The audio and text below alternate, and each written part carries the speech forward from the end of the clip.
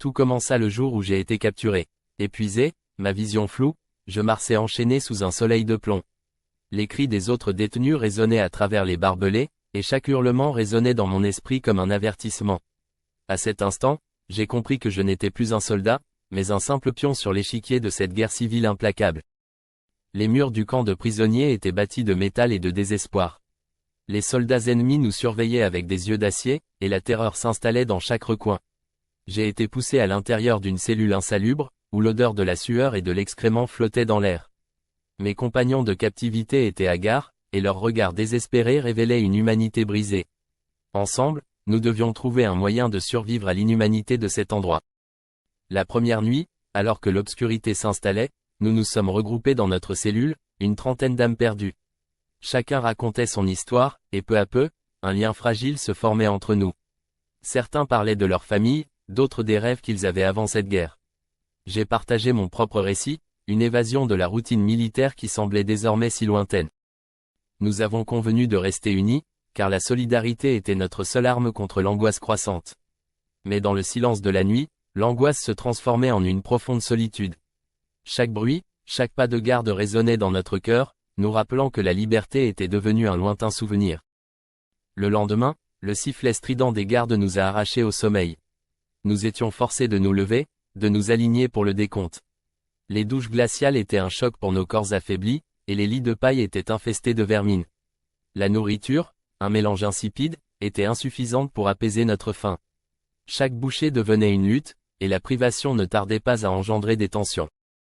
Je me suis rendu compte que la désespérance pouvait dévorer les âmes. L'idée d'une évasion s'est installée dans mon esprit. Je ne pouvais pas me laisser abattre. Je devais garder espoir, non seulement pour moi, mais aussi pour mes compagnons.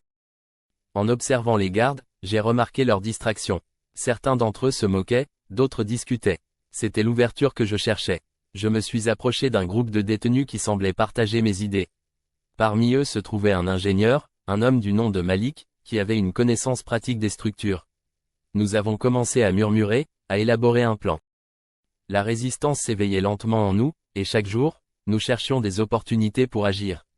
C'était risqué, mais la possibilité de la liberté commençait à briller comme un phare dans la nuit. Avec Malik, j'ai réuni un petit groupe. Il y avait aussi Ahmed, un agriculteur qui connaissait bien la terre. Nous avons décidé de commencer à creuser un tunnel pendant nos heures de travail dans les champs. Ce serait notre porte de sortie. Nous étions conscients des risques, mais la détermination nous galvanisait. Chaque jour, nous devions rester attentifs.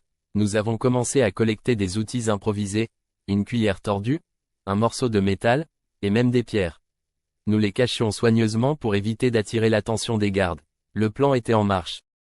Le creusement a débuté en secret. Nous utilisions notre ration de nourriture pour étouffer le bruit des outils, chaque coup de pelle résonnant comme un battement de cœur, empli d'espoir et de peur. Les jours s'enchaînaient, et nous creusions dans le silence de la nuit, chaque mouvement empreint de tension. Les rations alimentaires étaient de plus en plus maigres, et notre énergie s'effritait. Cependant, chaque centimètre de terre déplacé était une promesse de liberté. Nous étions conscients que nous ne pouvions pas échouer. Cela signifierait la mort ou une vie encore plus misérable. Chaque jour, un groupe de prisonniers était sélectionné pour travailler dans les champs. C'était notre chance d'observer les routines des gardes. Nous scrutions chaque mouvement, identifiant les moments où leur vigilance était la plus faible. Pendant que d'autres labouraient, nous continuions à creuser, profitant de l'occasion pour gagner du temps. La tension grandissait, et chaque erreur pourrait être fatale. Mais l'esprit de camaraderie et l'espoir de la liberté nous poussaient à avancer. Nous étions déterminés à réussir, quoi qu'il arrive. Après plusieurs semaines de travail acharné, notre tunnel prenait forme. Chaque centimètre creusé était un acte de défi face à l'oppression. Le rythme de nos cœurs battait à l'unisson, renforçant notre détermination. Mais la fatigue et la faim commençaient à peser sur nous. Les conditions de vie étaient de plus en plus difficiles, mais l'idée de liberté nous motivait à continuer.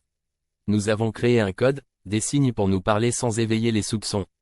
Chaque jour, nous étions un peu plus proches de notre objectif. Un jour, alors que nous étions plongés dans notre travail, un garde s'est approché du site de creusement. Mon cœur a failli s'arrêter. Dans un moment de panique, l'un de nos compagnons, Samir, a commencé à feindre la maladie, attirant l'attention du garde. Nous avons retenu notre souffle, priant pour qu'il ne découvre pas notre secret. Nous avons échappé à cette découverte, mais la peur était palpable. Chaque jour était une danse sur le fil du rasoir, et la moindre erreur pouvait signifier la fin de notre plan. À mesure que les jours passaient, le stress montait, la fatigue s'accumulait, et des disputes éclataient sur la meilleure façon de procéder. Certains commençaient à douter de nos chances de succès. Je me suis efforcé de rappeler à chacun l'importance de rester unis. Nous étions une équipe, et notre force résidait dans notre solidarité. Une nuit, alors que nous étions assis dans notre cellule, j'ai levé la voix pour galvaniser le groupe. Nous avons traversé tant d'épreuves, et nous ne pouvons pas abandonner maintenant. La liberté est à notre portée. Mes mots semblaient réveiller une flamme d'espoir parmi mes compagnons. Nous avons finalement décidé que la nuit de l'évasion serait un vendredi, lorsque les gardes étaient souvent moins vigilants après leur jour de repos. Nous avons préparé chaque détail minutieusement, planifiant notre fuite avec une précision désespérée. Le tunnel était prêt, et nous avons décidé de prendre avec nous ce que nous pouvions pour survivre une fois à l'extérieur. Nous savions que cela ne serait pas facile, mais l'adrénaline nous poussait à croire que la liberté était enfin à notre portée. La nuit de l'évasion est enfin arrivée. Mon cœur battait à tout rompre alors que nous nous enfoncions dans le tunnel. Chaque pas était un mélange d'excitation et de peur. Nous étions conscients que nous n'avions qu'une seule chance de réussir, et chaque mouvement était empreint de détermination. Nous avons avancé prudemment, le silence de la nuit enveloppant nos corps. La lumière de la lune filtrait à travers les fissures du tunnel, illuminant notre chemin. Nous savions que nous étions à un pas de la liberté. Soudain, un bruit inattendu résonne. Un des prisonniers a accidentellement fait tomber un outil. L'alarme retentit dans tout le camp, et la panique s'empare de nous. Nous avons commencé à courir, le cœur battant, déterminés à atteindre la sortie avant qu'il ne nous attrape. Le temps pressait, et chaque seconde comptait. Les cris des gardes résonnaient dans l'obscurité, et l'adrénaline nous poussait à avancer plus vite. Chaque centimètre gagné était une victoire contre la peur, mais la peur elle-même nous poursuivait, menaçante et omniprésente. Nous avons finalement émergé du tunnel sous les étoiles scintillantes. Mais le temps pressait, les gardes commençaient à se regrouper à l'entrée du camp.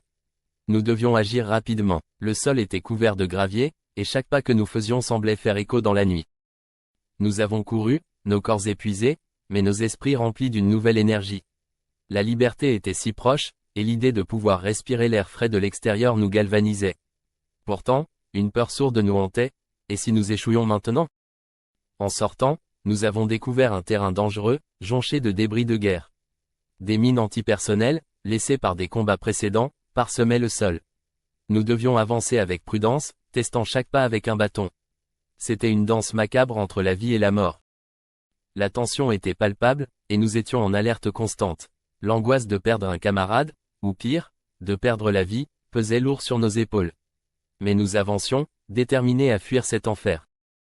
Alors que nous progressions, nous avons dû éviter les patrouilles ennemies qui sillonnaient la zone.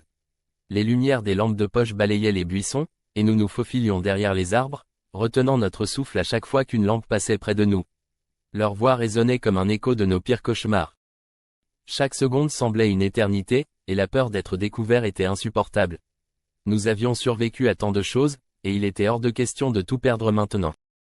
Après 1 heure de marche, épuisés et presque désespérés, nous avons trouvé un ancien abri militaire, partiellement effondré. Nous nous y sommes réfugiés, soulagés d'avoir un moment de répit.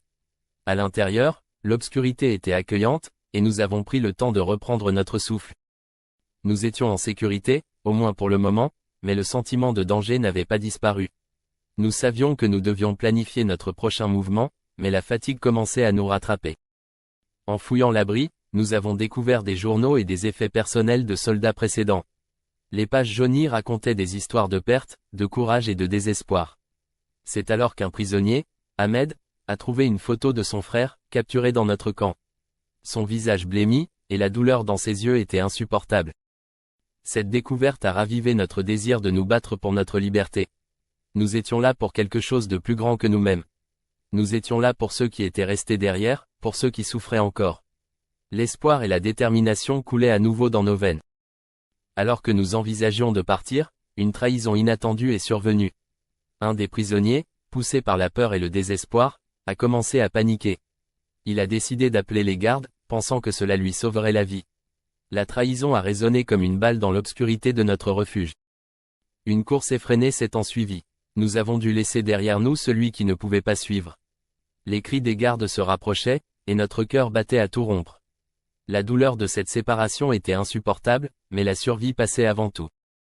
Finalement, après des heures de fuite à travers des terrains hostiles, nous avons atteint une forêt dense, loin du camp.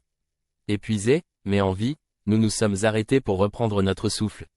Mais la victoire avait un goût amer. Nous avions perdu des compagnons en cours de route. Nous avons dû décider s'ils continuaient à fuir ou retourner pour sauver ceux qui étaient restés derrière.